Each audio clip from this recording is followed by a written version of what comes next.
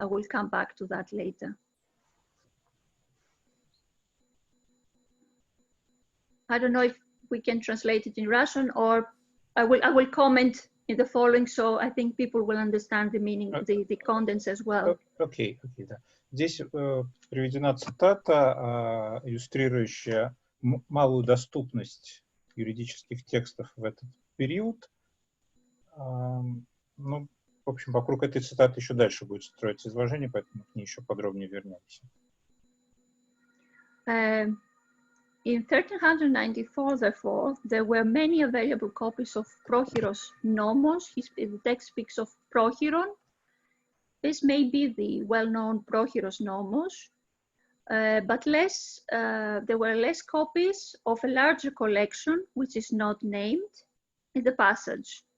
According to Troyanos, this mega biblio, this big book, if I translate it exactly as it's in Greek, mega biblio, the big book, the great book, may have been the epitome at Prochiron mutata, or another combination of epitome and the Prochiron. So we are speaking about combination of works that are way back in time and than the Paleologian period.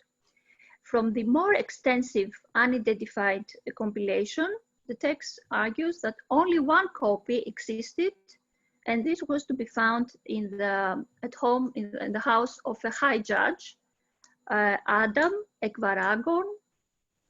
We're not sure if Ekvaragon means the Varegians or he came from the Varegians. It's quite uncertain in this regard. If you look in Prosopographis lexicon, the Paleologian side, you will read under the number I give you there, the lemma, and is Varagos Adam. Собственно, в цитате речь идет о том, что большой юридический кодекс, в котором, вероятно, имелось в виду какая-то комментированная компиляция Прохирона и экология, единственная копия была обнаружена в доме верховного главного судьи Ромеев, Адама, либо варяга, по одной из версий это имеется в виду этнический этноним, а по другой версии это просто фамилия, происходящая от достаточно далеких предков, Адам Варангус, да, ну вот единственного этого человека. I will just say a word here on the tribunals in this time. As we know, in 1296, a tribunal of 12 judges was created, consisting of priests, bishops, and senators. The Καθολικοί Κριτέ των Ρωμαίων, the general or universal judges of the Romans, was the supreme tribunal of 4 judges created in 1329 by Andronicus III, and initially it was attached to the capital's imperial palace. However, some years later, in 1336-37, 3 of the judges, among them Joseph of Apros, I will come back to him a little bit later, were convicted for corruption and they were condemned. Сейчас пойдет речь о процессе, в котором были обвинены несколько судей константинопольских, в том числе и Иосиф Апор, о котором еще речь пойдет дальше. While looking personally to find this passage that the text mentions about a lawsuit against the father or against the son, I was able to find that this passage does not actually is included in Prochiron, but much more in Prochiron Auctum, which is a work of around 1300. Therefore, we may wonder if this small book was actually the text of the 14th century that they found, and it was in many copies available in Constantinople, and not the Prochiros Nomos of the 9th, 10th century. Interestingly, this text was included in the important work of Exabiblos of Armenopoulos, which is the most important text of the 14th century on the legal sphere. So it's really strange that they had difficulty to find a relevant legal book with this citation. So it's quite peculiar that they couldn't find the passage, and by the search of books they had also great difficulties. Сама ситуация, что судьи в процессе не могли найти памятник, в котором была бы ссылка на постановление о том, что иск, который не возбудили против отца, его в дальнейшем нельзя возбуждать и против сына. Довольно странно, что не нашли соответствующий текст, поскольку, в частности, это положение было включено в очень популярную в XIV веке юридический компендиум шестикнижия Константина Арминопова. When Freud argued that the most important writings on law appeared late in the Paleologan Renaissance, he definitely had in mind the Prochironomon, or better known as Hexavivlos. Sorry. Yes, I have here the only short to see how it's written, the Katholiki Kriteton Romeon, and the translation of that. So he had in mind Konstantinos Haramenopoulos, 1320 to 1383, Nomophylax and Kritis of Thessaloniki, and apparently a native of the city, that is of Thessaloniki. The work was completed in January 1345, sorry for that, and provided an exceedingly useful manual of current secular law. Hexavivlos enjoyed extraordinary dissemination. Around 70 manuscripts include the text, and had an enormous impact in the post-Byzantine era in various countries, also in the Slavic world. It constituted the civil law of the modern Greek state after the revolution in the 19th century up to 1946. So we are moving from the 14th century, and this work had validity up to the 20th century, at least for the case of Greece. And as I've told you, it was diffused also in the West and in the Slavic world. Да, собственно, вот шестикнижие Константина Арминопова, Номофилакса и судьи в Фессалониках было составлено около 1345 года. Это был такой свод актуального на тот момент гражданского законодательства. Он получил очень широкое распространение, известно около 70 рукописей. Кроме того, он оказал влияние глубокое на позднейшую традицию, в том числе и поствизантийскую. Через переводы он был известен в славянском мире. И более того, он даже оказал влияние на законодательство восстановленного в XIX веке греческого королевства. И, собственно, отдельные положения сохранялись в законодательстве до конца Второй мировой войны. The Prochironomon consisted of 6 books and therefore is cited as Hexavivlos. 6 books, exibibli Hexavivlos. The books cover the entire civil law, the entire sphere of the civil law, and it also contains 3 appendices. The proemium of the work cites the Prochiros Nomos as the primary source of the work because it was the most accessible legal text to the author. Other sources of the Hexavivlos could be as well identified: the Synopsis Minor Basilicorum, a collection of the Macedonian era with great diffusion in the Paleologan period as well, the Pyrrha, and the Ponyma Nomikon of Ataliatis, the legal work of Michael Ataliatis, the Synopsis Minor, which I will present later, and many others. So his major source was the Prochiros Nomos, which is also divided in 6 books, and this reflects also on the structure of Hexavivlos.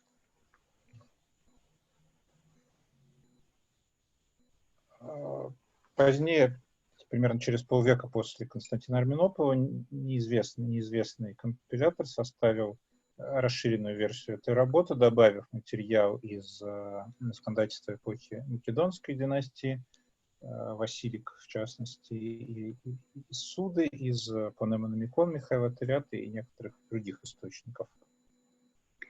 The earliest manuscript of Hexavivlos, the first we have, and it's datable, is from the years 1346, 1347. And though it's not an autograph of Harmenopoulos, it may have been commissioned by him. It is the Vaticanus Ottobonianus Grecus 440. The same manuscript contains his collection of ecclesiastical canons, the Epitome των Ιερών και Θείων Κανόνων, that is the collection of the holy and divine canons. And this work was completed a few years later, actually in 1346, very, very close to each other. Exavoulos at first, and then Harmenopoulos finishes the canonical collection. This work, the Epitome, is divided in 6 parts. It contains also scholia, comments of the 12th century commentators like Balsamon, and as well from the Syntagma of Mattheos Vlasteris, which has been one of the major collection of canon law. Самая ранняя рукопись шестикнижия Арменопова, хранящаяся сейчас в Ватикане, в Ватиканской библиотеке, была составлена, видимо, для него. Это не автограф, но по его заказу написано около 1348-47-48 годов. И она содержит, помимо шестикнижия, сборника гражданского права, также составленный Арменоповым сборник канонического права, в котором в том числе был использован и такой влиятельный канонический сборник, как «Синтагма» Матфея Властаря. Apart from the Exavoulos and the Epitome των Κανόνων, several other works speak volumes about the jurisprudence of the last Byzantine centuries. In 1400, an augmented version of Exavoulos was composed by a scholar with a large legal library and critical legal thought. The anonymous author added numerous passages, especially from the Synopsis Minor Basilicorum, the Basilica themselves, and the Ponyma Nomikon, once more, of Michael Ataliatis. To these works I will come later. I will present them also shortly. Да, вот еще раз надо отметить, да, что была составлена расширенная версия шестикнижия. Собственно, ее автор использовал в значительной степени те же источники, что и Константин Арменопол, но привлек из них дополнительный материал в свою компиляцию. Apart from this text, there are also further works such as the Prochiron Auctum, which is dated 1300, around the year 1300. The so-called Aximeno Prochiron, the Prochiron Auctum, retrieved material from works of civil law like Ecloga, Basilica, and as well of the commentaries of Theodore Balsamon of the 12th century. And it basically follows also the structure of Prochiros Nomos. Да, еще одной анонимной компиляцией был составлен около 1300 года Prochiron Auctum, в котором были использованы материалы гражданского законодательства и комментария на каноническое право Федора Вальсамона, автора XII века. While the Hexavoulos became the standard work of civil law in the following centuries, other texts and documents cover mainly the ecclesiastical law and the jurisprudence related to that. The Syntagma Katastοιχείων of Mattheos Vlasteris and the decisions of the Endymusa Synodos in Constantinople, also known as Patriarchal Register. Both bring testimony of the increased role of the Church in the legal praxis, which made the good knowledge of the canons for the members of the clergy a key factor. Шестикнижие было единственным светским правовым источником, получившим широкое распространение в этот период. Остальные популярные юридические тексты касаются сферы канонического права. Это уже упоминавшаяся синтагма «Ответ властаря» и сборник синодальных решений в Константинополе, так называемый Патриарший регистр. And here you see also a manuscript with the Greek text. Это, собственно, страница из синтагмы «Ответ властаря» с изображением автора. As Hymenopoulos, Mattheos Vlastaris was also active in Thessaloniki. After the suggestion of the Catholicos Kritis and Metropolitan Joseph of Apros, Vlastaris created an encyclopedia, not exclusively of canonical, but also civil law, structuring the material in alphabetical order. It has been argued that the Syntagma covered a practical need of the clergy who took over many juridical responsibilities after the reforms of Andronikos III. The clarity of structure through the alphabetical arrangement and the enormous amount of material selected and collected in one work facilitated the diffusion of Syntagma also outside of the borders of Byzantium. Синтагма Властарь, автор алфавитной синтагмы, тоже был фессалоникийцем, как и Константин Арменопол. Он создал сочинение по заказу митрополита фессалоникийского Иосифа Апра. Причем наряду с, собственно, каноническими текстами он привлекал материалы из светского права. Это было, видимо, связано с практической необходимостью, поскольку в связи с реформами императора Андроника III клирики, их судебная компетенция, сфера судебной компетенции была значительно расширена. Синтагма была организована в алфавитном порядке, что облегчало практическое пользование, и она тоже получила очень широкое распространение, в том числе за пределами византийского мира. From the field of the everyday life in court or the dispensation of justice, we have a unique source, the Patriarchal Register.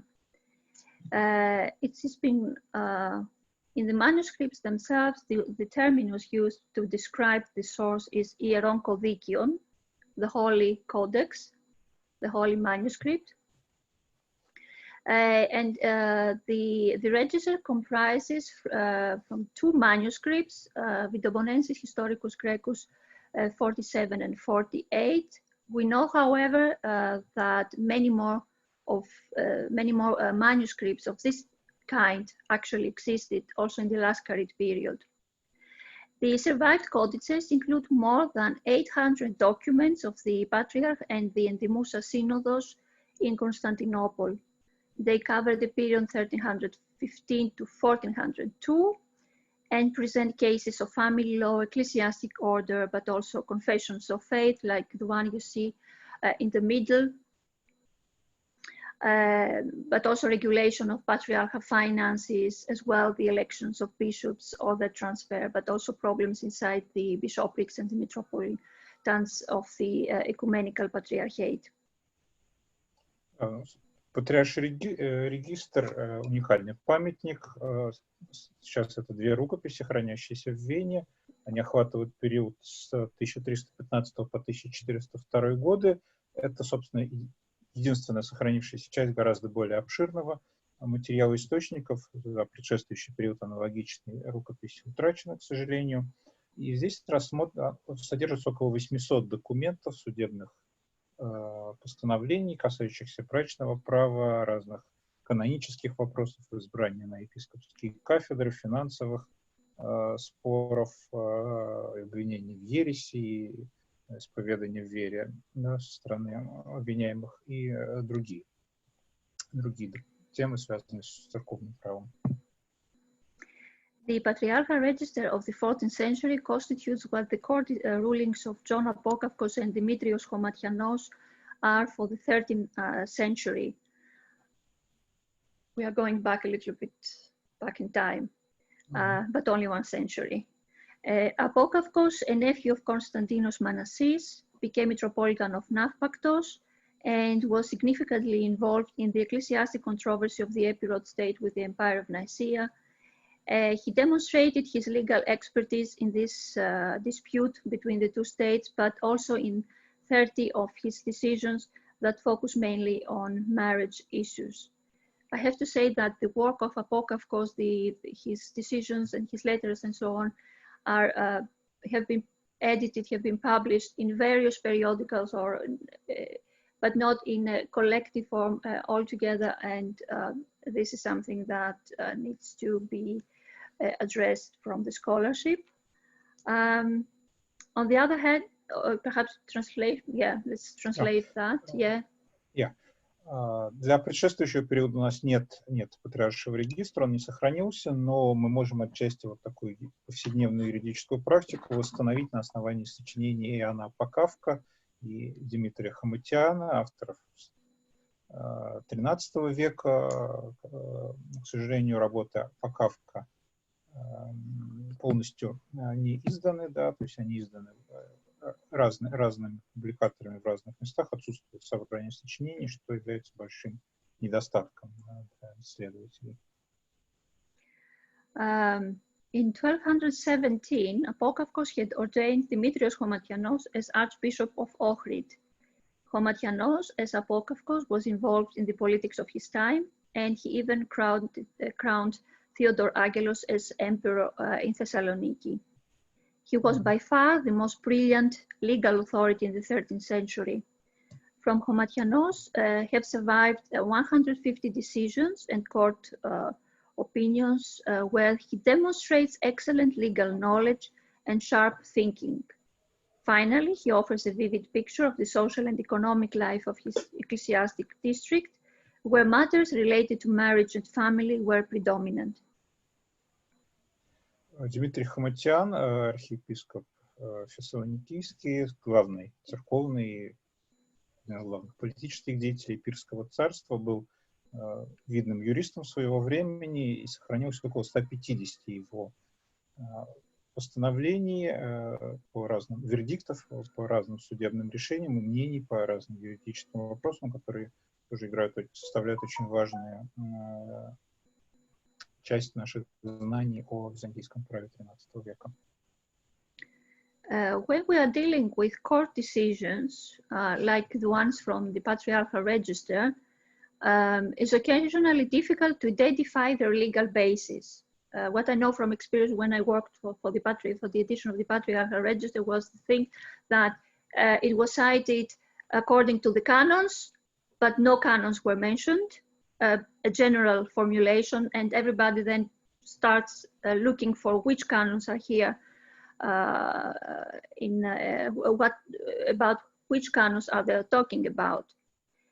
However, for most of the legal texts of the 13th and 14th century, it's much easier to narrow down their influences from older texts, especially from the Macedonian legislation. It is certainly inappropriate in a way to compare the legal production of late Byzantium to those of the Justinian and the Macedonian era. As we know, the pontification of Justinian had an enormous impact upon later legislators. In the Middle Byzantine period, great efforts were made to make Justinian's legislation even more comprehensible and accessible under language considerations as well, since Latin was not used anymore as a language of the administration. The legislative work of the Macedonians, such as the Isagogi, Prochiros Nomos, the Book of Eparch, and the Basilica, marked all later authors of law texts. Да, в случае с патриаршим регистром не всегда можно точно установить, какими именно источниками пользовались судьи, вынося то или иное решение, потому что там довольно много глухих ссылок просто в каноне говорится, да, при этом не уточняется, о каком каноне, о каких текстах идет речь, но в целом достаточно явно прослеживается влияние на поздневизантийскую юридическую практику текстов средневизантийского периода, хотя в целом довольно сложно сравнивать юридическую литературу периода палеологов с периодами Македонской династии и Юстиниана, потому что при Юстиниане был заложен фундамент, и, собственно, право, да, было за счет кодификации права. А в средневизантийский период произошел, во-первых, перевод текстов с латыни, ставший малопонятным для большинства, на греческий язык, и создание компиляций, предназначенных для практического использования, такие тексты, как Исагога, Прохирон, книга Эпарха, Василики, которые оказали очень глубокое влияние на позднейшую юридическую традицию. Certainly, the most important collection of the older Byzantine legal texts was the Basilica, a collection of laws dated 892 after the order of Leo VI. It was an authoritative work of reference for Byzantine lawyers, but it was regarded as an official codification of Byzantine law after 1169. However, it is interesting that Basilica was not available to later authors, to later lawyers as well. Armenopoulos, for example, had access only to a part of the Basilica. Instead, he used the available texts which were partially related to them.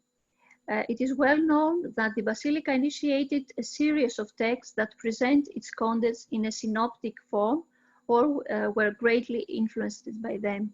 So after the Basilica, many works were produced in order to give the Basilica in a synoptic form, because it's a huge work in 60 volumes now. If you see the edition of the Basilica now, it's 60 volumes of text, and many lawyers had practical problem to use such a huge codification.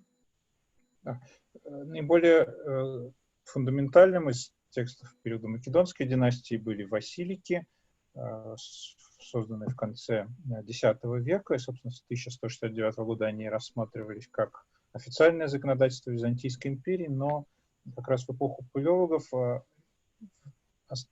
своей первоначальной форме этот текст был мало распространен, в частности, Арменопол полностью его не знал. Видимо, это было связано с объемом. Современное издание составляет 16 томов, да, поэтому переписывать такой объем в средние века было проблематично, поэтому большее гораздо хождение имел не полный текст, а разного рода выжимки, синопсисы этого текста, в частности, известные и Арменополу, и другим современникам. One of the works that is actually related to this tradition to simplify the Basilica, to have the material Basilica in a shorter form, is also the work of Michael Ataliatis, Ponyma Nomikon, dated in 1072. Michael Ataliatis is the well-known historian, but he was also a judge and he had great legal knowledge. He compiled this work for and dedicated the Ponyma Nomikon to the Emperor Michael VII Doukas. It is based on the Basilica and is divided in 35 titles. By the way, you can see also a signature of Michael Ataliatis in the Typicon for his monastery. Да. Одним из ранних таких синопсисов Василик, да, был Понема Номикон Михаила Аталиата, известного прежде всего как историк, но он был наряду с этим и крупнейшим юристом. И вот в 1072 году он составил этот юридический справочник, посвященный императору Михаилу VII Дуке. И вот в правой части слайда можно увидеть автограф Михаила Аталиата на синодике, то есть своде правил, которые он составил для основанного им монастыря. Another work is the Synopsis Basilicorum Minor, an older text and older than the Ataliatis text, dated in the middle of the 10th century. The anonymous author chose an alphabetic structure of the most basic regulations of the Basilica, and actually it contains, the structure is so that it contains 24 primary sections divided in many, in 100 titles, in more than 300 titles.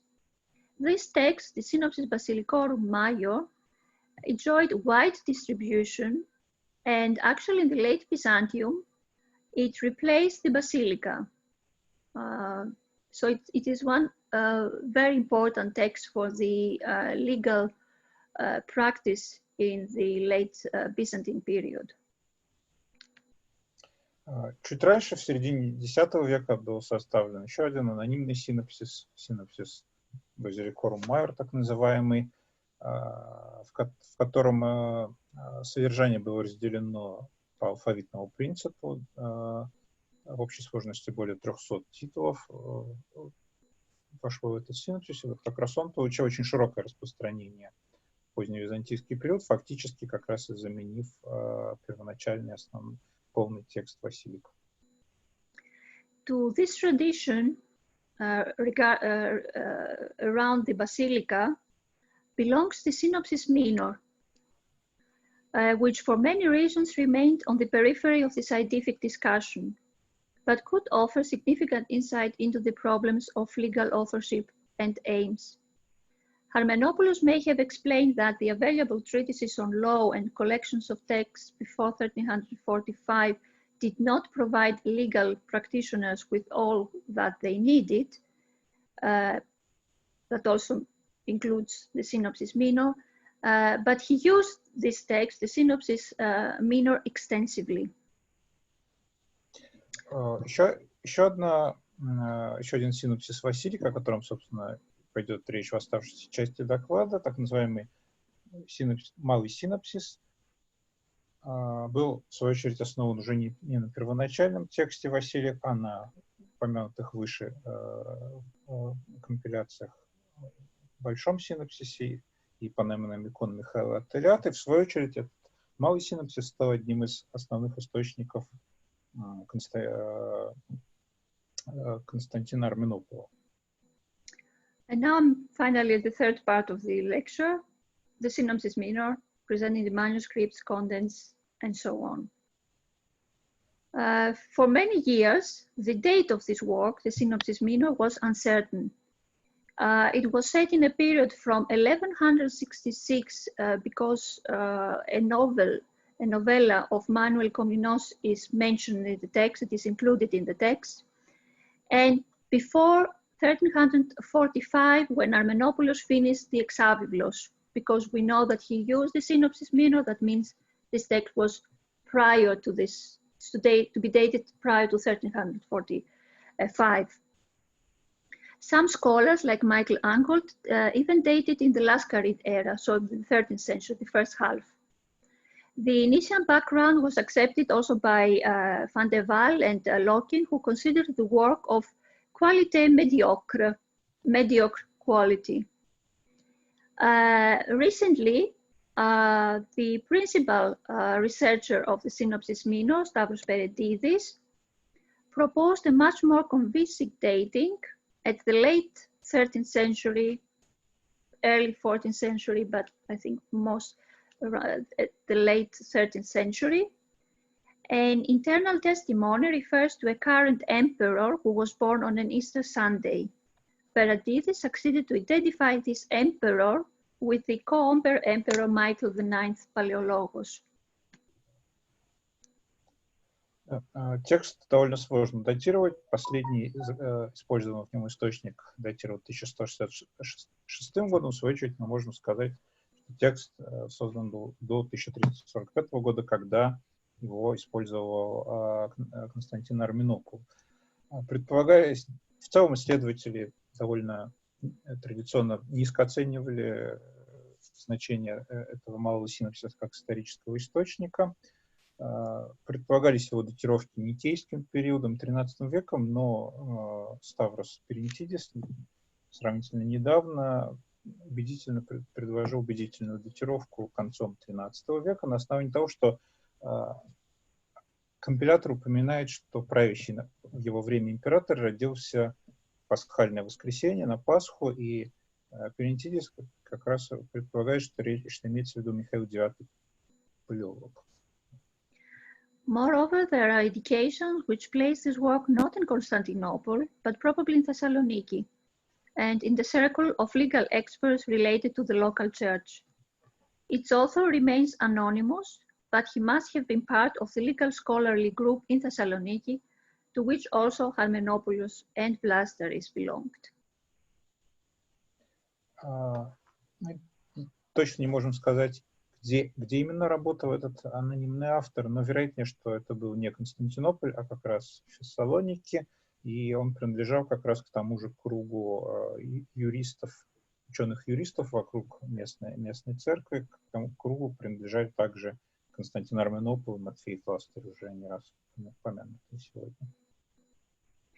The Synopsis Minor, or Nomimon Katastοιχίων, or Mikra Synopsis, is principally an abridged version of the Basilica based not on the original Macedonian work, but on the Ponyma Nomikon of Ataliatis and the Synopsis Basilicorum Major.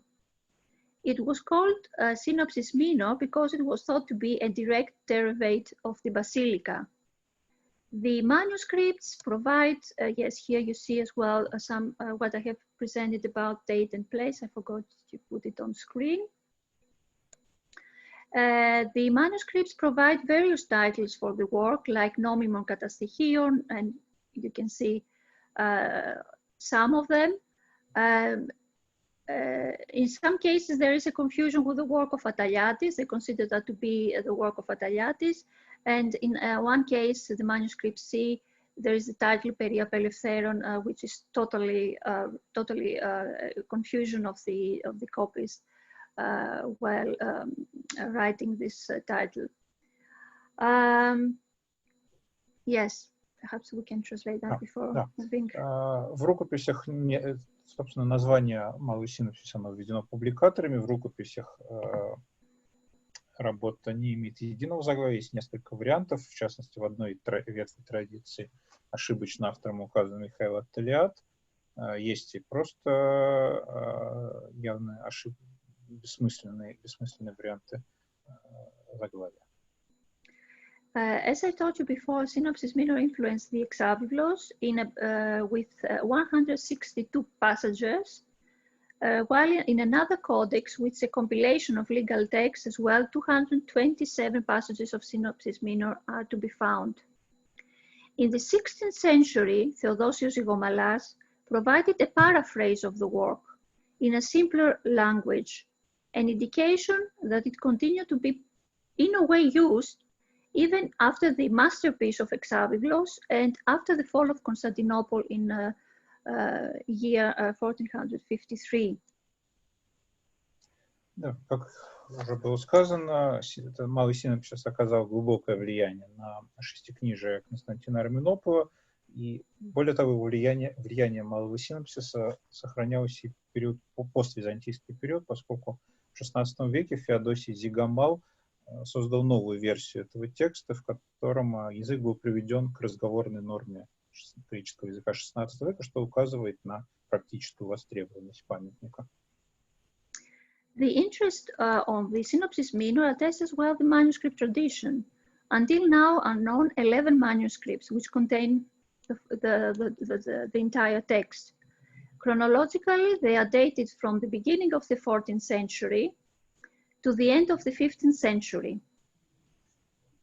Zacharia von Lichtenthal edited the text on the base of 5, actually he used 3 of them, 3 manuscripts, although he knew 5 manuscripts. In his study, Peredidis identified at least 5 more to the already known manuscripts. Да, в общей сложности известно 11 списков этого текста.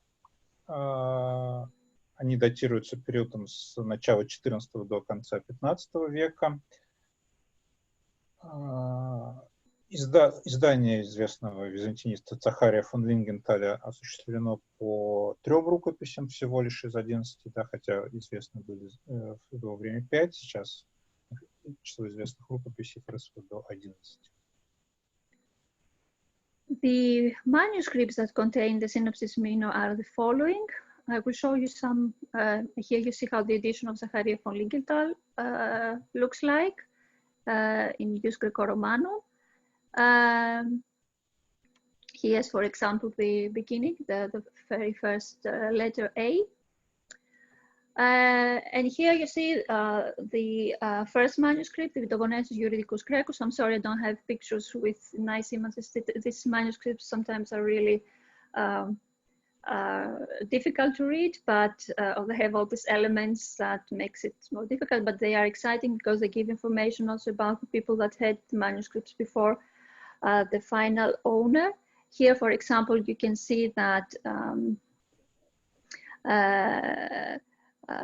you have signatures on the upper part, whereas the name of Georg Tanner is mentioned, and in this way you see also you can track down the trips these manuscripts made. This is a manuscript which actually was the base of the Zakaria edition, the manuscript A. Да, вот, собственно, на этом слайде мы видим перечень рукописей, также начальную страницу одной из рукописей из Вены середины XIV века, которая стала базовой в издании Захария фон Лингенталя. И здесь мы видим на этой начальной странице, в оригинале, в частности, владельческие надписи вверху страницы и внизу. The second one is the Pidophones Juridicus Graecus 14, dated in the 5th century. This manuscript was also used from Zakaria in order to fill in some gaps the manuscript A had. And we have a nice information that it was bought by Sabucus, probably in Italy, for 10 ducats. So it's some interesting information to see how much a manuscript of this type actually costs. On your left, you can see the whole list of the manuscripts I will present. I will do it very quickly. I don't want to get into details about all this manuscript. A and B were the two of the three basic manuscripts for the edition that we currently have.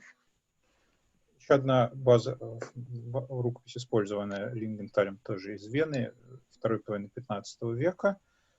Здесь мы внизу видим надпись, указывающая на то, что внизу страницы, что рукопись была куплена в Италии, вероятно, за 10 дукатов. Да, то есть указана даже цена. The third one, the Parisinus Graecus 1382, is actually the earliest testimony of the text. It's dated in the early 14th century. And it follows a totally different tradition than the other manuscripts that we have. It was,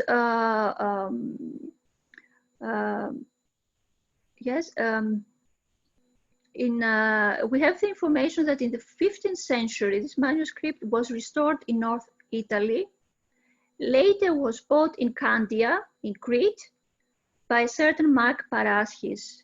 So we see also this manuscript traveled from Byzantium to Italy, and it came back to the Greek-speaking world on the island of Crete. Вот это третья рукопись из издания Лингенталя, представляющая другую ветвь текстологической традиции, причем самая ранее известная рукопись начала XIV века, ныне хранящаяся в Париже, тоже довольно много путешествовала. Известно, что в начале 15 века рукопись находилась в Северной Италии, а позднее была перевезена в Кандию на Крит. Да, то есть тоже в итоге оказалась в Париже. То есть тоже довольно много путешествовал по Средиземноморью. The following is almost precisely dated on March 1379. It was copied by a certain Dionysius after an order by a certain Miron, priest, monk, and exarchos of Triglia. So somebody got the order, please write this book for me, copy this book for me. And we know the copies, which was Dionysius, and the one who gave the order was a priest, monk, and exarchos of Triglia. Some years later, it was restored by a certain Demetrios. It was around 1388, 1390. Еще четвертая рукопись, единственная, которая имеет точную датировку, она была выполнена 1 марта 1379 года писцом Дионисием по заказу экзарха Триглии.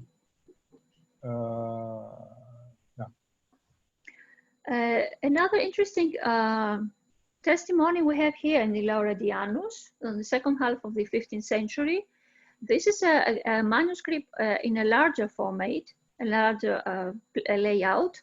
And you see that on on the margins, there are some text added by the copies, which is known. This is Dimitrios Trivolis, who is known as a copyist for other manuscripts.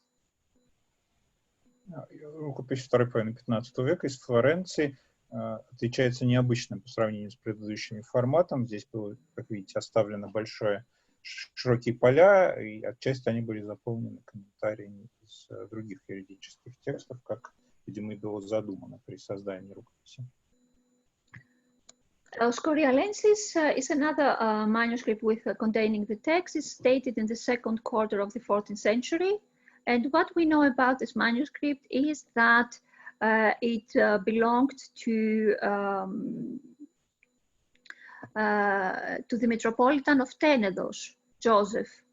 So a Metropolitan owned this manuscript at some point. Рукопись из Скуриала, вторая четверть XIV века. Известно, что она, среди ее владельцев был Иосиф митрополит Тенедосский.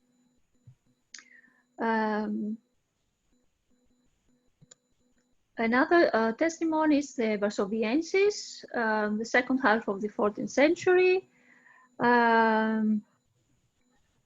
Apart from the Synopsis Minor, this context includes the works of Basil the Great, Ephraim the Syrian, but also texts of Gennadios Scholarios.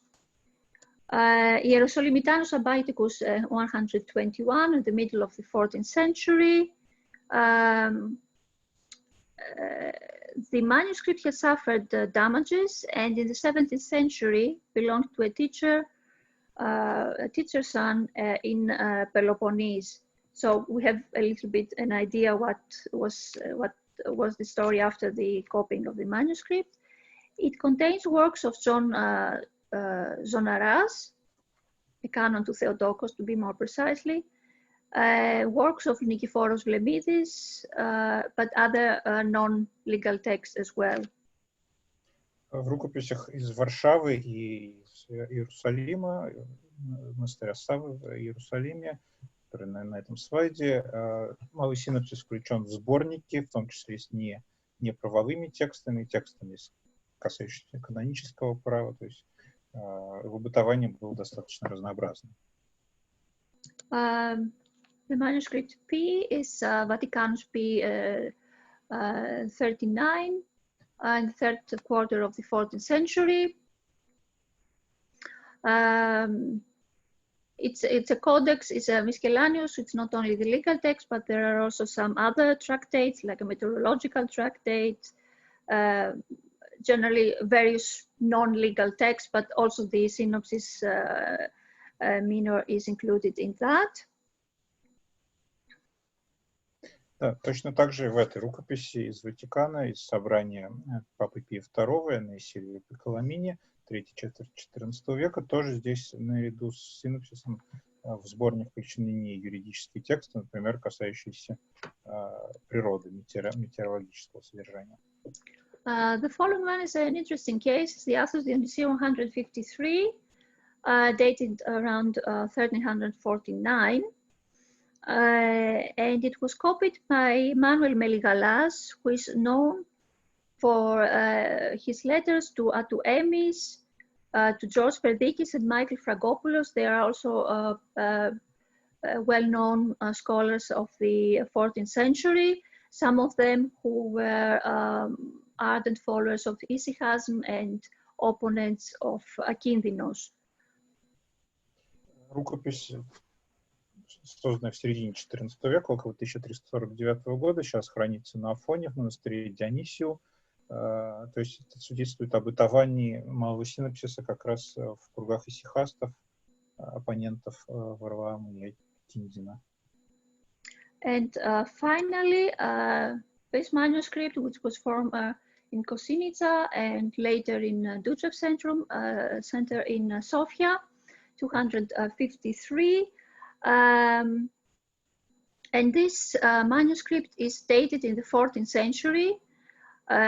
It's a very interesting codex because it contains legal texts such as the two treatises of George Fovinos, the Synopsis Basilicorum Major, and 2 appendices on that, and various imperial novels. We know that the copies of this manuscript correspond also another manuscript with the Book of Eparch, the Genovensis Grecus 23. Последняя рукопись, ныне хранящаяся в Софии, это пример как раз такой юридической энциклопедии. Здесь наряду с Малым Синопсисом представлен еще целый ряд правовых текстов. So when Peredides made this study, he didn't know the existence of the manuscript K. However, he did establish the manuscript tradition of the work, and he distinguished 2 families, A and Alpha and Vita, with branches. In the case of family Vita, you see here the representation.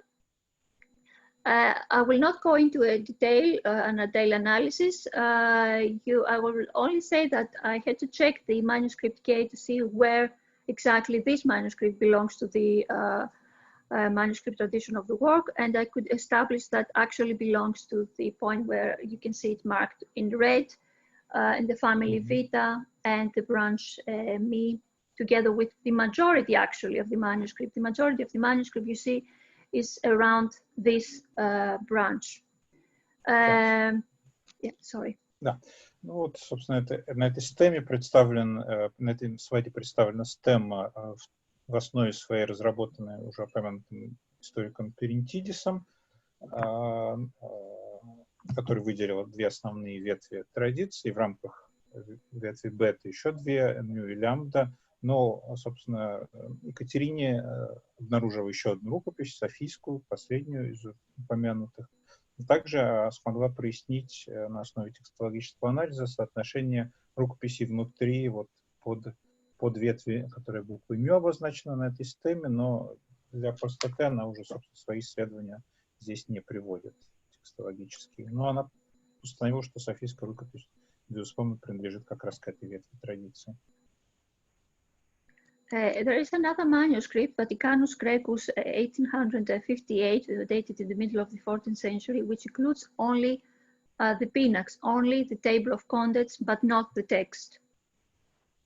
Наконец, еще одна рукопись из Ватикана, середины XIV века, в настоящее время содержится только оглавление к Малому Синопсису, а сам текст отсутствует. To some extent, there are some excerpts from the text which have survived in manuscripts which otherwise have nothing to do with the text. There are specific chapters of the Synopsis Minor, and they were included in other collections of texts, as you can see the Parisinus Grecus, 1750A, 51A, and so on. You can see the list on the bottom of your screen. And also on the right, you can see the texts that were included separately in these manuscripts. Также фрагменты или отдельные главы из Малого Синопсиса присутствуют еще в 4 рукописях, но в разных контекстах, и это разные фрагменты в основном. As I've told you before, we have the Laurentianus Codex, and with this marginal text, he puts on the while copying the text, and Demetrius Trivolis took these passages from Armenopoulos, Exabiblos, and from the Epitome Canonon of Armenopoulos. When you search for the text that you read on margins, you realize this is Armenopoulos. But this is Konstantinos Armenopoulos, the 2 works of him. Да, что касается уже упомянутой флорентийской рукописи с маргинальным комментарием Дмитрия Триволиса, то этот комментарий, он основан на работах Константина Арменопула, причем и на шестикнижии по светскому праву, и на его сборнике по каноническому праву. The Synopsis Minor follows like Synopsis Minor an alphabetical structure of the material, although in Synopsis Minor, the criterion is the first letter of the most essential word according to the author. In various instances, though, the inclusion of some chapters to a specific letter is not easy to explain. And in other cases, this principle breaks down totally. There is sometimes not an alphabetical order of words, let's say starting with A. And it is the subjective decision of the author to put these passages there. Да, как и предшествующие компиляции, в том числе большой синопсис, малый синопсис, в нем присутствует алфавитная структура подачи материала, при этом критерием выступает наиболее важное слово, наиболее важное понятие в той или иной главе с точки зрения компилятора. Да? То есть это очень субъективный метод организации материала, и не всегда логика, которой руководствовался автор, очевидна, скажем так. Также интересно, что он включает в текст объяснения разных слов и терминов, которые могли быть непонятны его аудитории. The most fascinating element of this text is the inclusion of explanations for words and terms which the author believed not to be easily understood by his readers. In this way, he reflects upon the language skills of its audience and the social conditions of the period. And here I give you some striking examples. Sometimes the definitions he gives are for really simple words. For example, the first line says it's about the underage. He used the word aphilix, and then he explains in a simple Greek what aphilix, underage, a minor, actually means. And he uses this expression paratis polis, that means by most people. Most of us understand the word anilix, that is underage, not of age. And it's quite interesting, the work exactly for this definitions, for the explanations he gives, which some definitions are short, as you see here. Some others are longer, where he tries to explain the whole legal environment behind the word and the juridical context. Usually he uses words like igur, that is, or as the common people says, paratis polis λέγεται.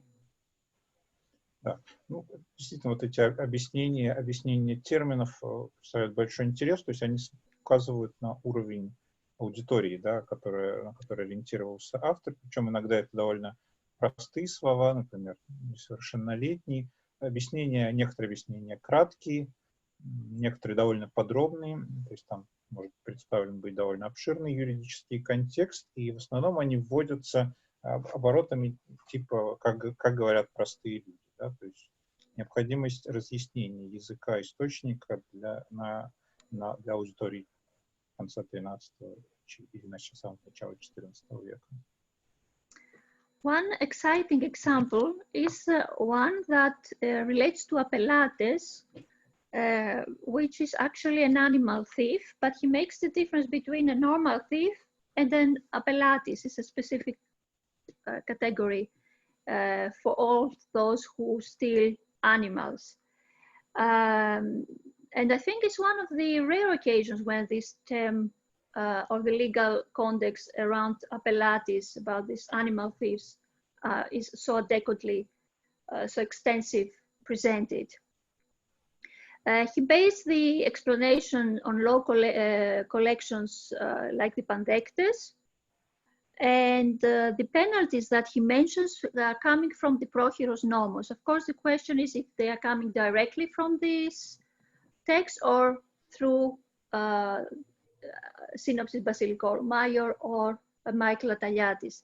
In any case, he explains the difference between a normal thief, if somebody finds randomly animals and take 2 or 3 and steals them, then it's a thief. But it depends on the number of the animals and the category of animals that somebody steals to call him an apelatis. And I think this is a very, very interesting case, and very helpful also for those who try to understand the difference between thief and appellatis. Пример от такого подробного объяснения касается термина appellatis. Это вор, который крадет домашний скот, причем особая категория, да, то есть это зависит от обстоятельств и количества украденного скота. Собственно, в этой глоссе подробно это разъясняется.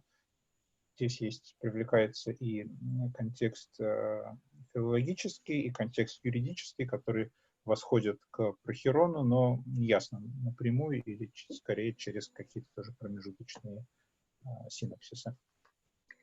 Regarding the definitions of the words, there are some inconsistencies in the manuscripts. In some instances, you could find the definition that you have also in the current edition, or you will not find it. So it seems to me that not all manuscripts give all definitions that we have in our edition.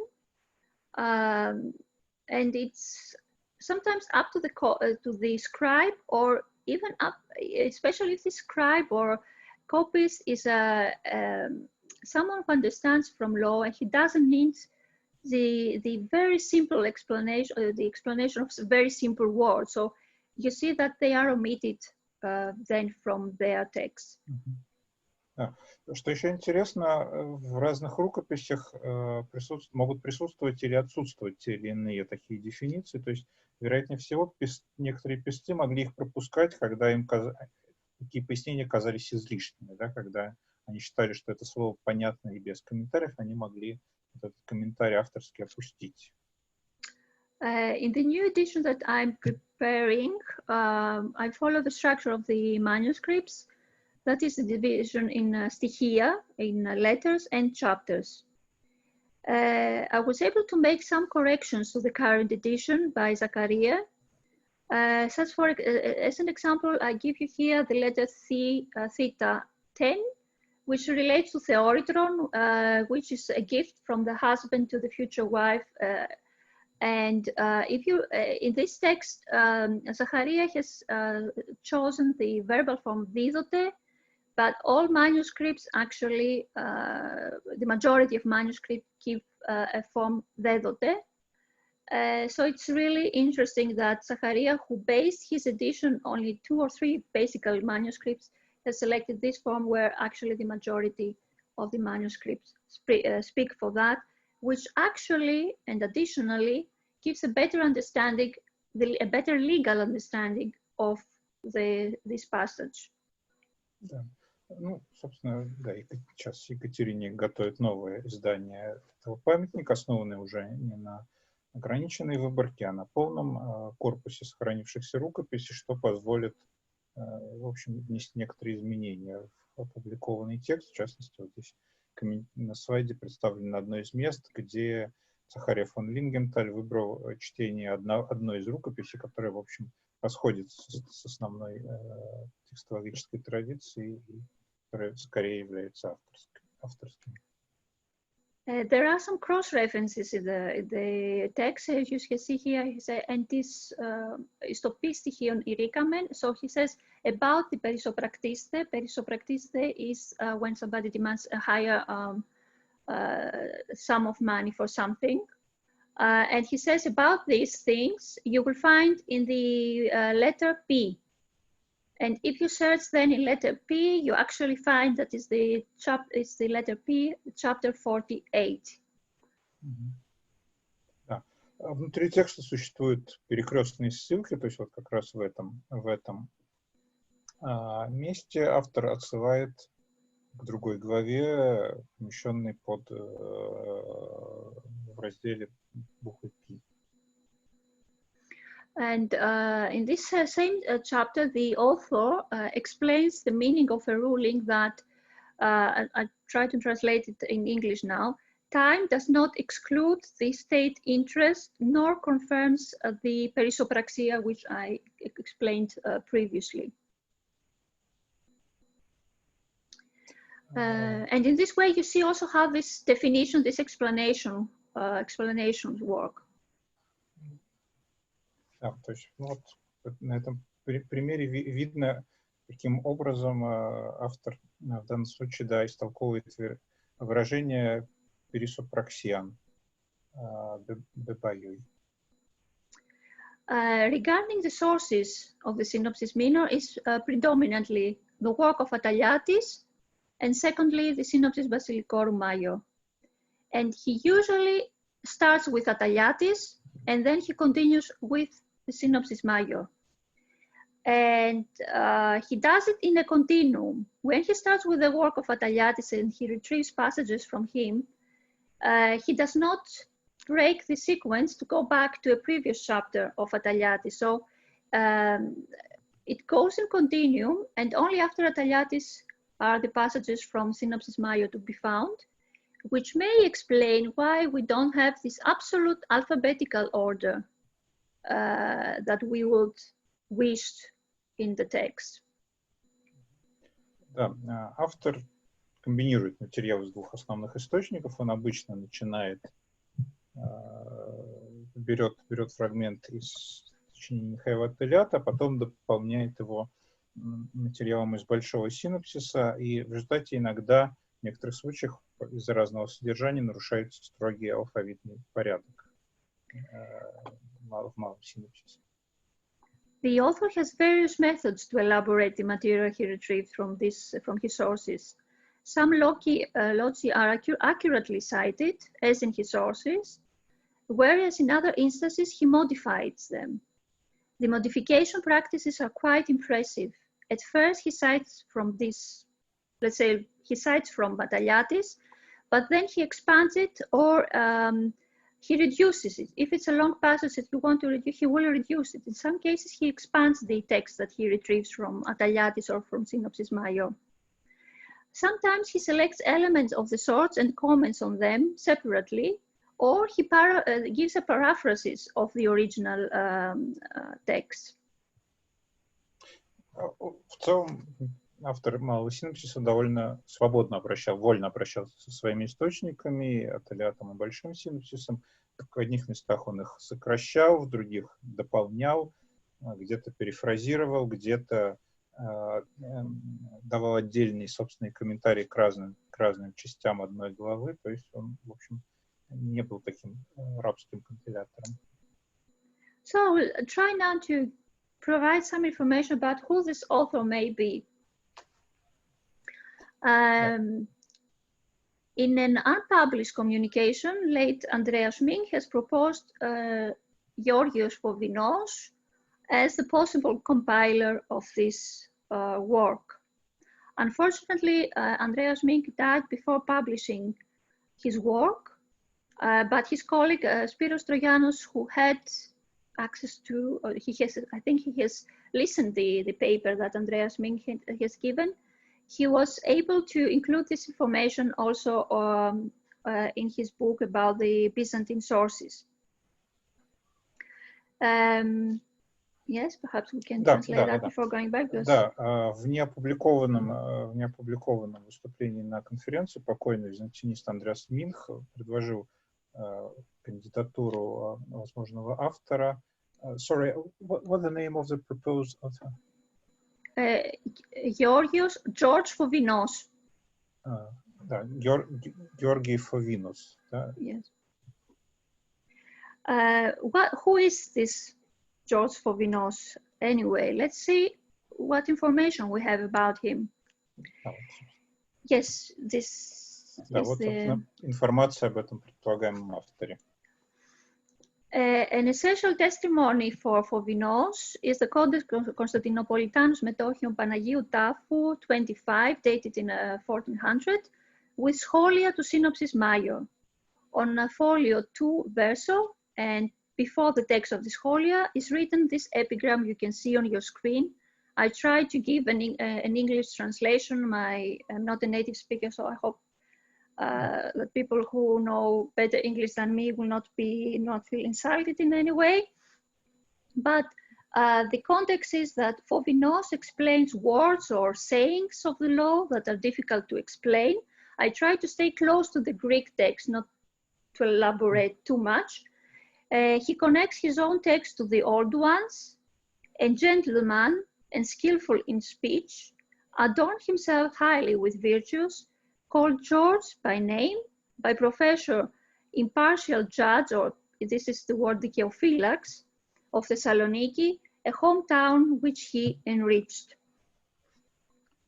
Да, ну, собственно, эта гипотеза основана на схолии в одной из рукописей Большого Синопсиса, рукописи XIV века, в которой представлена такая эпиграмма о Георгии Фавиносе.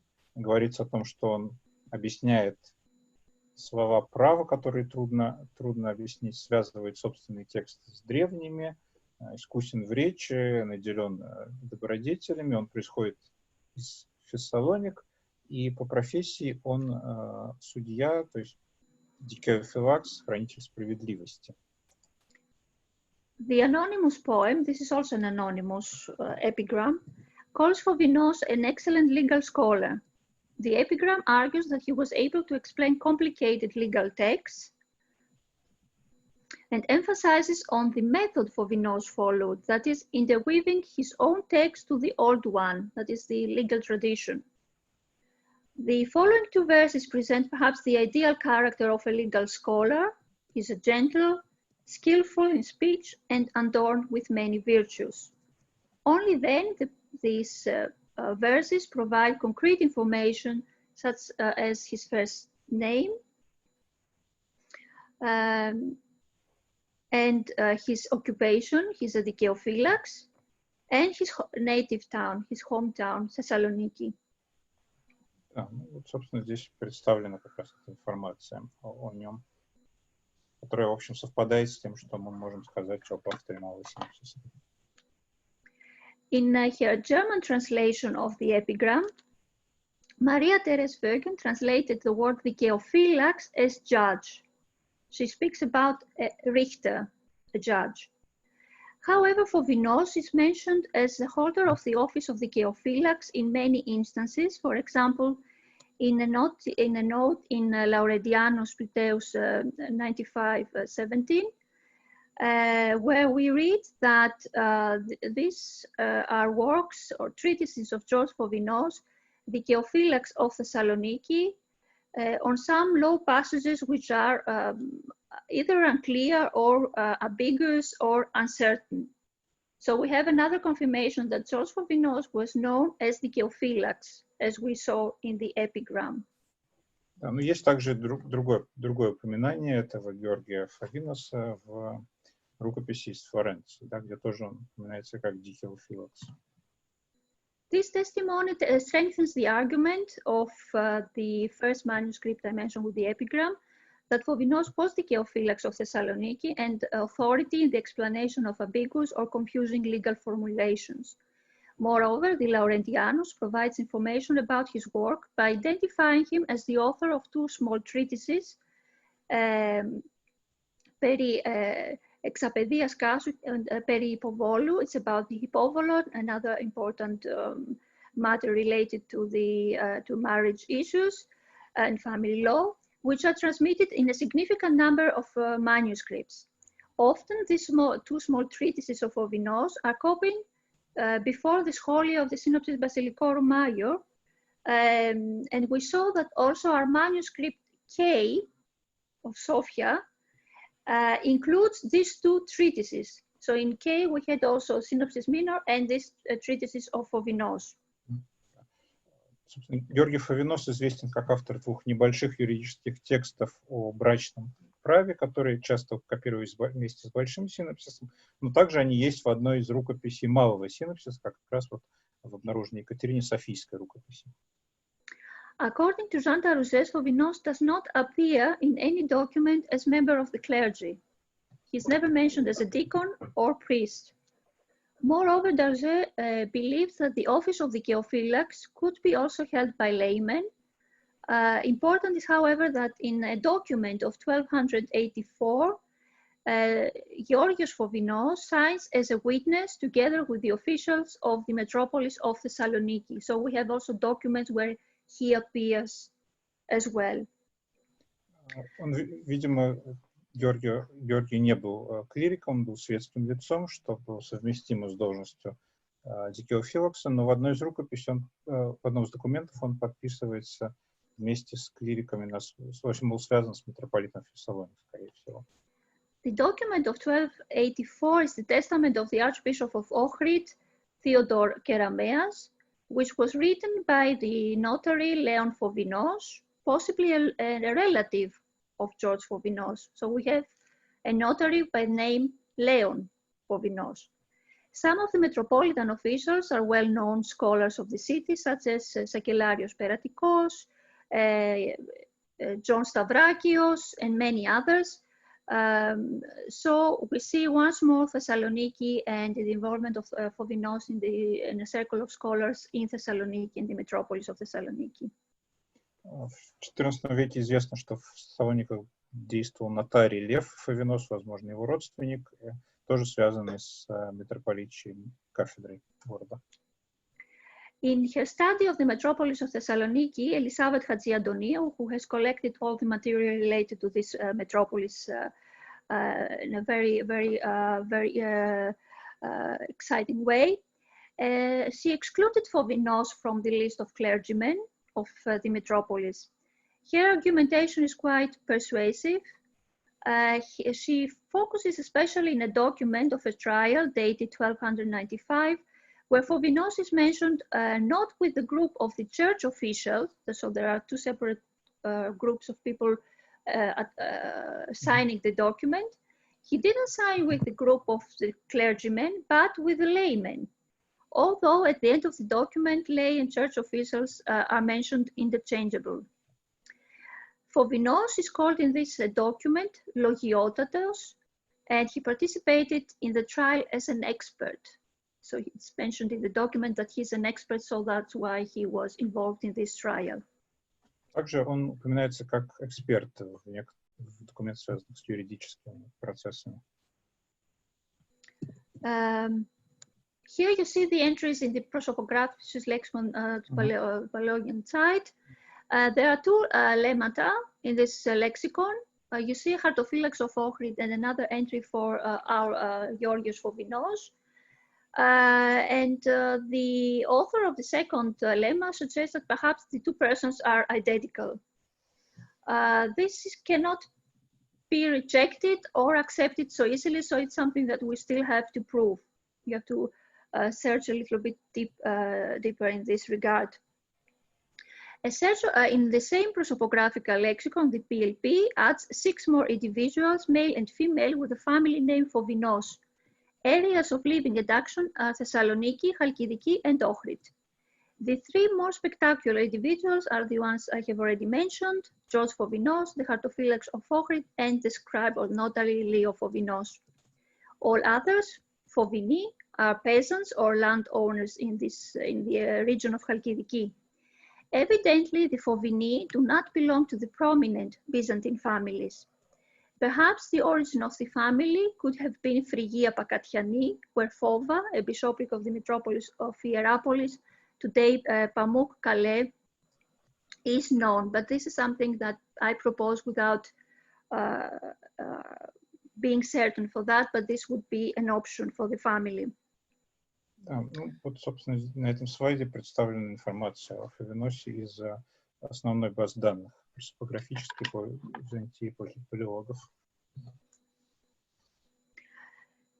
According to Fergen, the verses that I presented at the beginning, the epigram, have previously worked as an introduction to the treatises I have mentioned of Fovinos.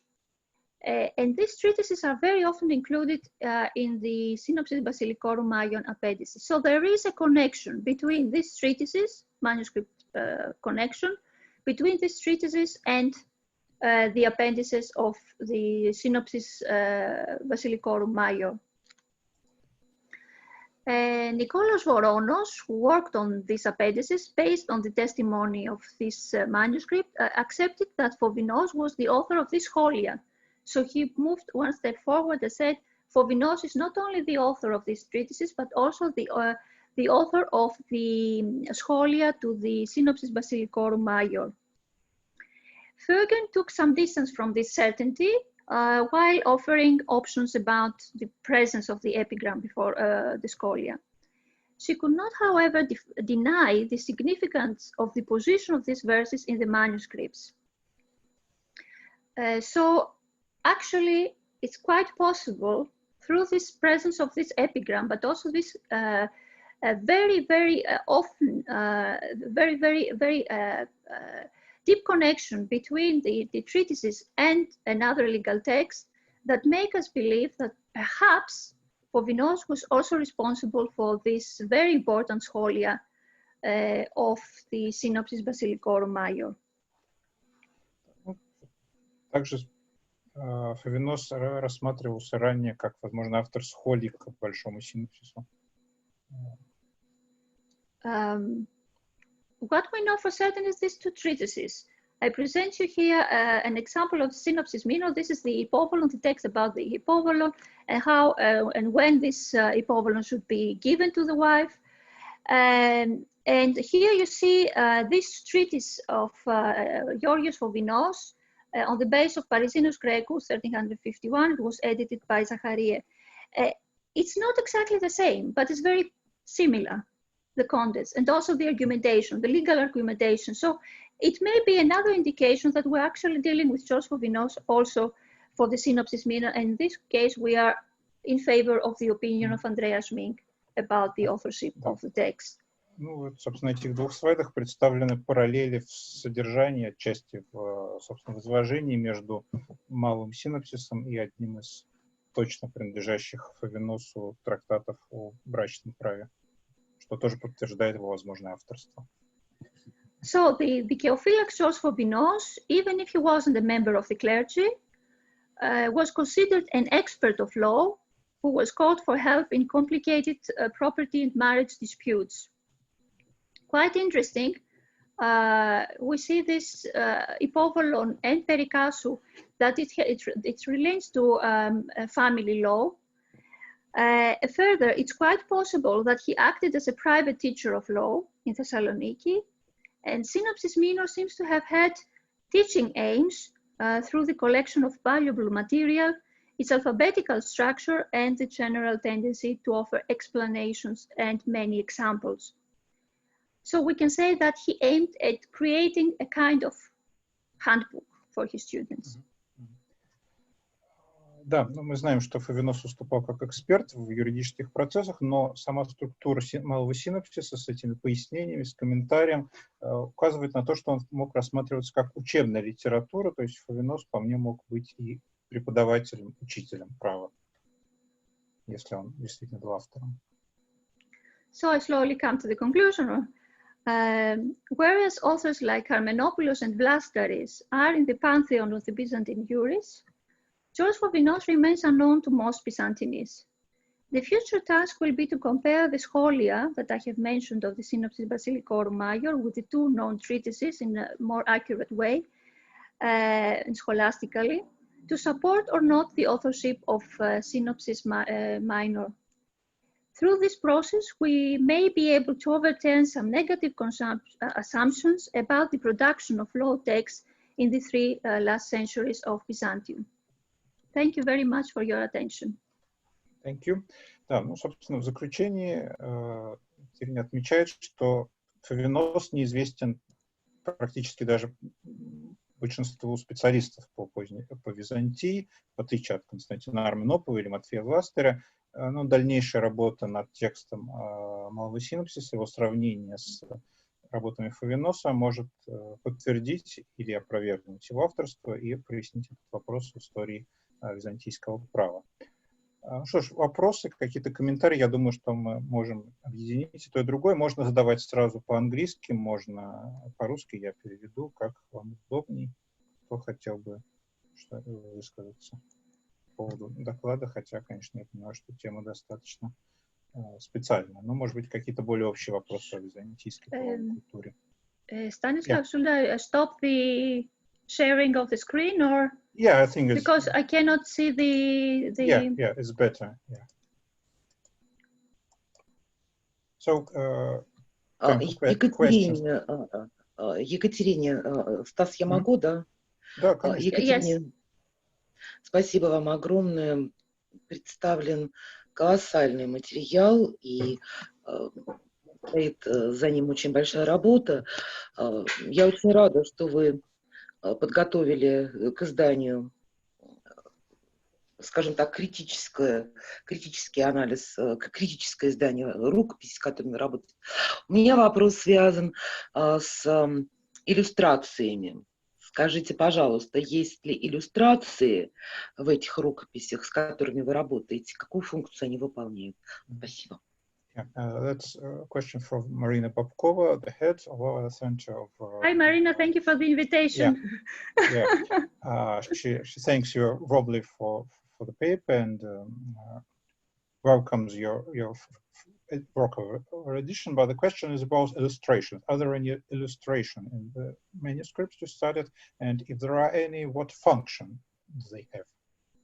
There are no illustrations. There are only no illustrations. No, there are only some titles that are given a different color at the beginning of a letter. Then the first letter would be a little bit more elaborate, but actually no illustrations. It's like the images you saw from my presentations. It's only the text. Yes. In some cases you have red color to make the difference between letters or the beginning of a new letter, but no, it's not an illuminated manuscript, not at all. Да. Thank you very much. Thank you. Да. Я думаю, что не надо переводить все. Или, то есть, переведу, что кратко, что рукописи не иллюстрированы, могут быть другим цветом, только заголовки или инициалы первой буквы, заглавной буквы. I have to add that if we had illustrations, that sometimes illustrations provide some more information or help us understand better the manuscript. Normally, I don't want to generalize now. Legal texts, legal codices do not include many illustrations or no illustrations at all. You may have, the well-known manuscript where you have the kind of stemma in order to make clear the kinship ties between, or the relative connections between the family members when they discuss, is a marriage allowed between an uncle and a niece, and then you see the stemma, and the court says no, because if you look here, this is a relationship, the first degree or second degree, so it's not allowed. But not illuminations that we know from other manuscripts, not at all.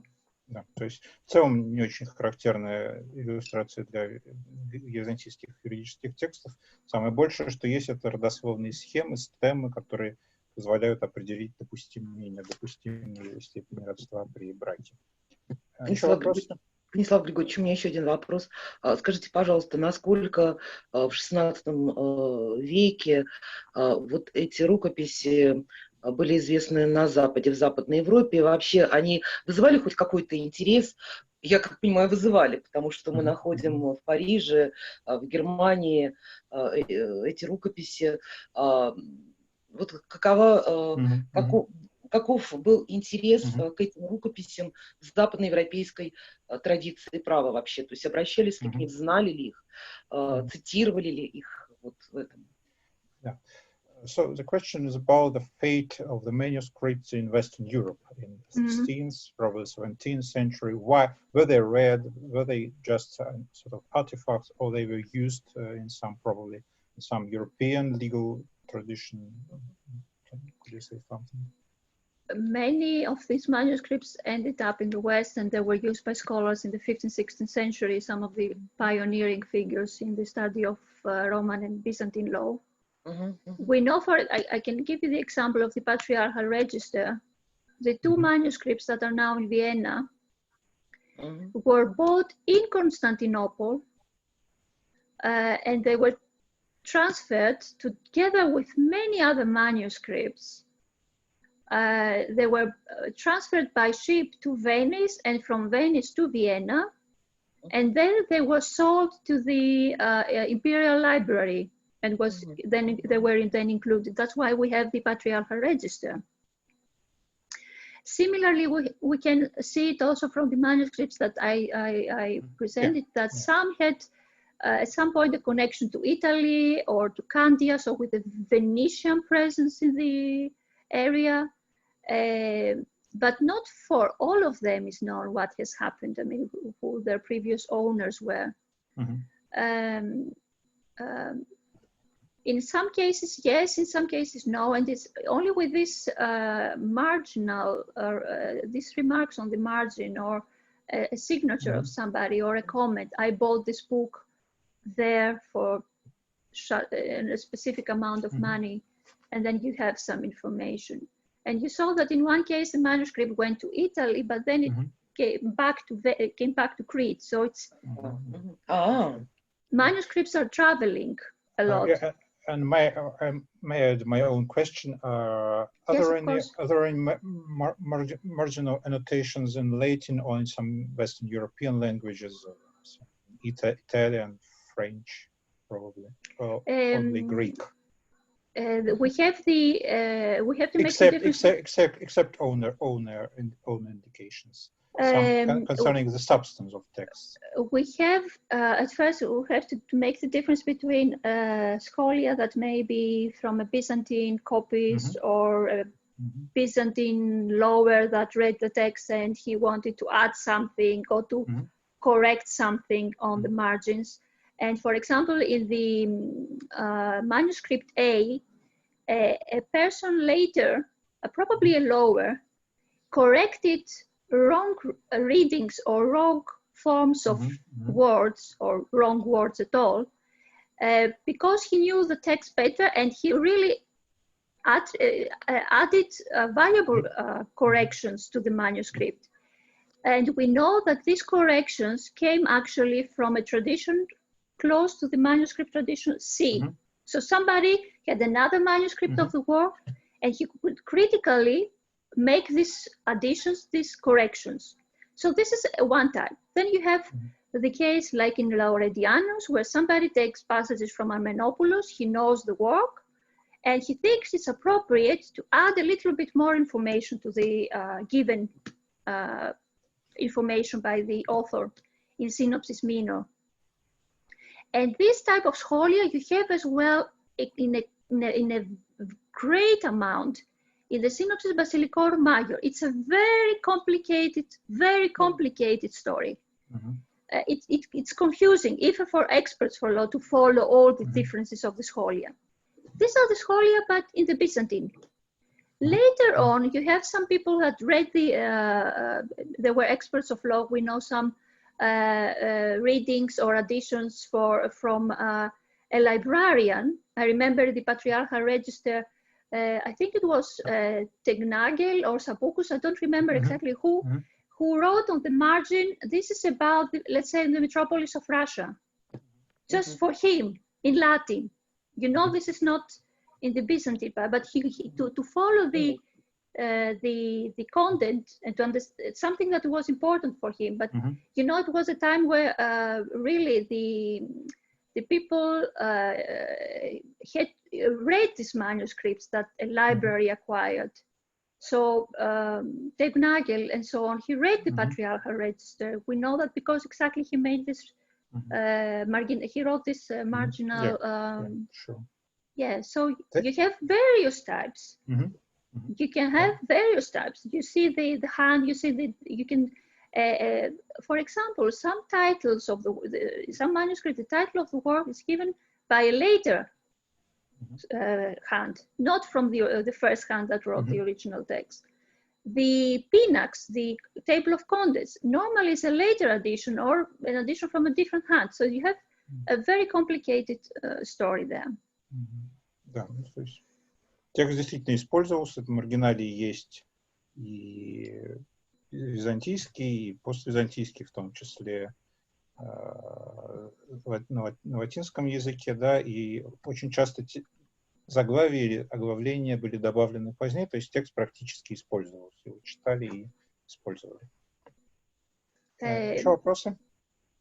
Just to add a little bit on that, on the manuscript A, I think it's manuscript A or B, You can see, or in other manuscripts of legal interest, you can see remarks of Leon Clavius, for example, one of the leading figures in the modern era of the legal, Byzantine legal tradition. So, and paleographers are able to identify the hand, even if it's not named. So you can see this is the hand of Crucius, for example. So you know this is an addition of Crucius, or it can be from Zygomalas, or it can be from another person like librarians or whatever. But because it's something that they see very often. Да, то есть переведите. Я переведу, да, что в некоторых случаях даже мы можем идентифицировать людей, которые оставляли эти маргинали. Это могли быть библиотекари, могли быть и пионеры западноевропейской византинистики, как Крузий, Леон Клавий, и это, конечно, очень важно в изучении судьбы этих рукописей. На самом деле, Екатерине, мой вопрос, он был не таким простым. Дело в том, что я точно вам могу, ну, и потом мы можем, если хотите, вступить в переписку, но французские юристы в поисках универсального права обращались к византийским источникам права 100% в XVI веке и знали авторов. Византийские источники права знали точно совершенно. Я тогда с другой стороны вам по-другому немножечко вопрос задам. Скажите, пожалуйста, в Европе первые издания этих рукописей датируются каким периодом? Когда впервые они были напечатаны? Как я понимаю, это произошло довольно рано. Насколько я поняла из вашего доклада. Yeah, so here there is a comment that as Marina says that some French lawyers, 16th century French lawyers, certainly knew and used the Byzantine legal texts, and she may later in private indicate, if you like, those examples. But the question is concerning editions. Where are the first editions of some late Byzantine legal texts in Europe printing? We have already in the 16th century. Yeah. Byzantine texts, legal texts that appear in yes. So in Venice mainly, I suppose, no? In Paris, I think. In Paris, yeah. Paris was also a center, and as far as I remember, and Paris remained, and then you have the German-speaking world taking over. I mean, with Zachariah especially. Zachariah von Ligetal, he dominated then the edition, but already in the 16th century we have the legal text of Byzantium, and I think this played also a role to the prominent position of, let's say, of works like Exabiblos, because it was a work that was of interest and was edited in this time. But Synopsis Minor did not make it so far, so it was not the text that they selected. I have to say about the how it happens that some works are really become very important and other works not. I think we are missing some links there. So we know that Synopsis Minor was a text that it was copied a lot. We have 11 at least manuscripts. There was an interest of the contents. Armenopoulos considered it quite good enough to take parts of it. But when you have an expertise like Armenopoulos who predominates the understanding of which work is now important, so you see Armenopoulos and Exabiblos. That doesn't mean that what was before was not also important. This is my argument. I strongly believe that we are missing some links there, starting by the Nicene Empire and going to the early Paleologian. I cannot accept that all of a sudden, let's say, genius appears and creates this. I don't want to undermine the quality, and not at all. The thing is that we don't know what exactly happened in the Nicene Empire, which knowledge was then transferred to Constantinople, and what was happening also in Thessaloniki. Why all of a sudden Thessaloniki becomes such an important place for legal scholars? It's not. It's like in Constantinople, you have some people, especially the Patriarchate, who is preoccupied with the courts and decision making. But in Thessaloniki, you have the people that create legal collections of texts. It's like you have the la crème de la crème is in Thessaloniki, not in Constantinople. So I cannot avoid, I think I can in a way understand it, because Thessaloniki was already important during the first half of the 13th century, after the Fourth Crusade. And it continued to be a center of literary production. So it may be here that not only Constantinople is the dominant center, that everything goes through Constantinople, but you have also Thessaloniki. And this is the interesting thing. You have a great amount of scholars. You have also John Pediasimos, who wrote also a treatise on marriage. And he was perhaps connected to Phovinos. So you have an entire network, like the network I presented at the beginning of my lecture. Unfortunately, this network graph does not include the legal scholars. So if you look in this graph, you don't find Phovinos, you don't find, let's say, the teacher of Phovinos. Who was the teacher of Pediasimos? Who was the teacher of, this is information that we are missing. So I think one Armenopoulos, but also Vlasteris more in the canonical law, and you have in civil law Armenopoulos. This cannot happen all of a sudden. That's one day I wake up and I write this work, and before me there was nobody working on this. So, I mean, we know it from our personal work that we base the first, let's say, information about an article or a book is the work of the previous scholars who have dealt with it. And I think this is also a thing that we miss vital information, especially about the connections between these individuals and the type of work that they have conducted and so on. And I think this is the point I try to make. It's not that Armenopoulos and Vlasteris are not, they are of huge importance. And of course, the level is a different level, but my point is that we are missing what was before. We are missing a lot of what was prior to them. Thank you very much.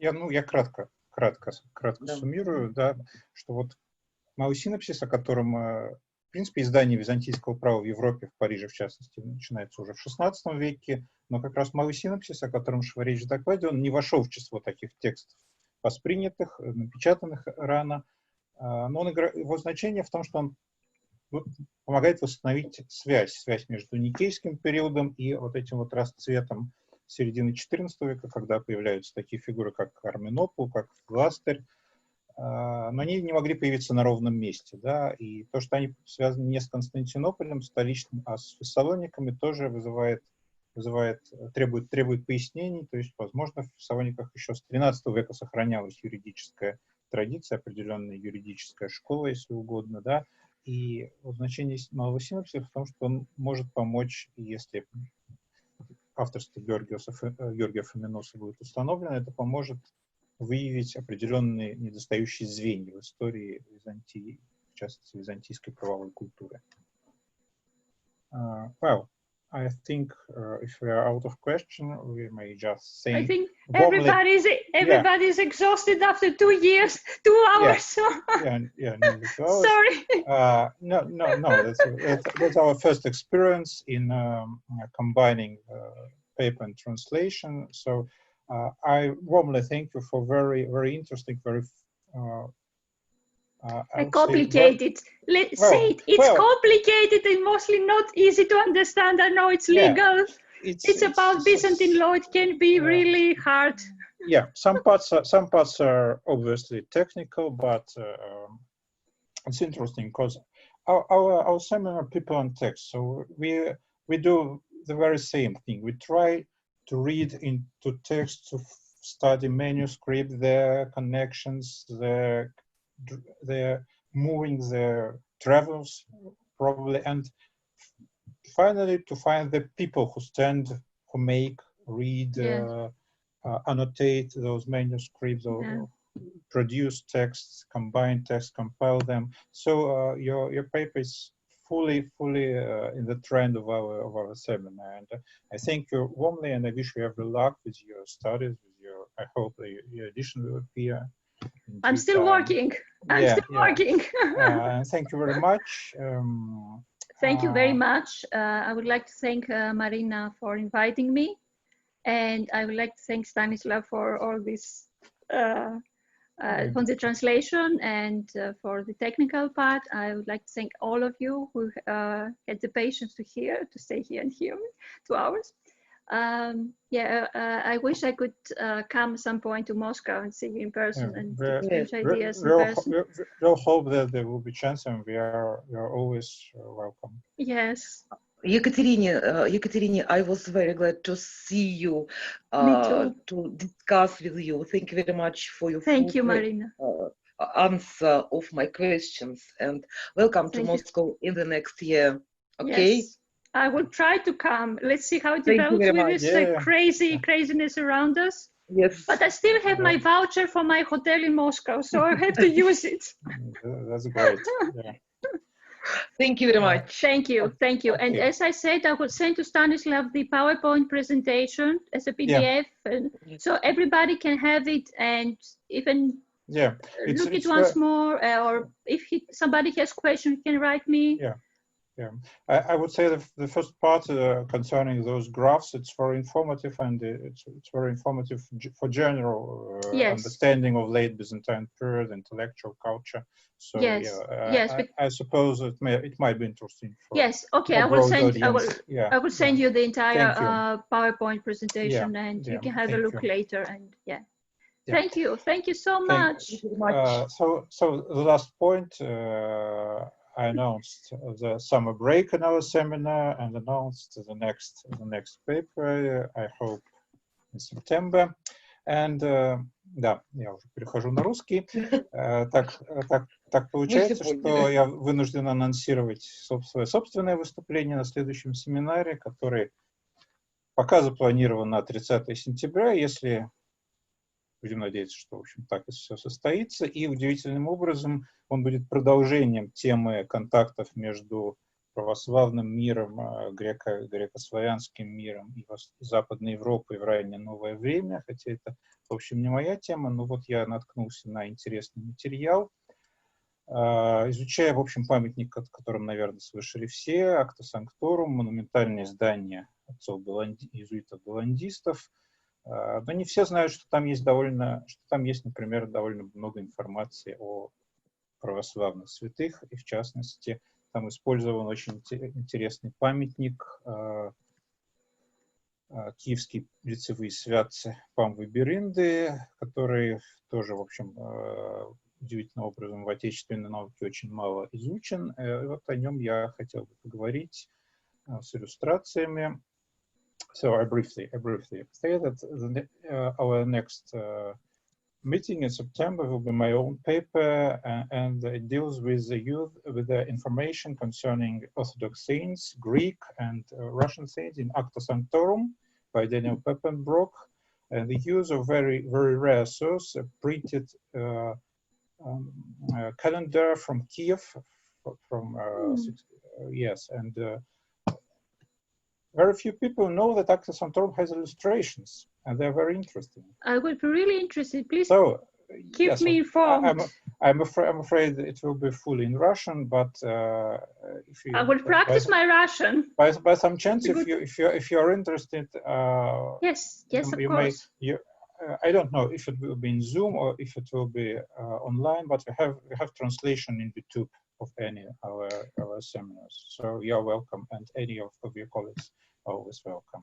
Okay, thank you. I can inform some Russian colleagues I have here, or people that can understand better Russian. So I would be happy to diffuse the information. Yes, thank you very much. Thank you. И спасибо большое всем выдержавшим. На этом мы уже окончательно прощаемся. Всем хорошего отдыха летом. Всего Я последние 2 копейки. Станислав Григорьевич, в вашу сторону. Спасибо вам огромное за организацию сегодняшней встречи и за прекрасный перевод, который полностью отражал содержание доклада и очень точно и коротко передавал смысл, о которых Екатерина говорит довольно долго, так скажем. Я старался, да. Спасибо вам огромное. Вы блестяще просто сегодня отработали. Спасибо. Да. Спасибо. Спасибо большое. До свидания всем. До свидания. До свидания. До свидания.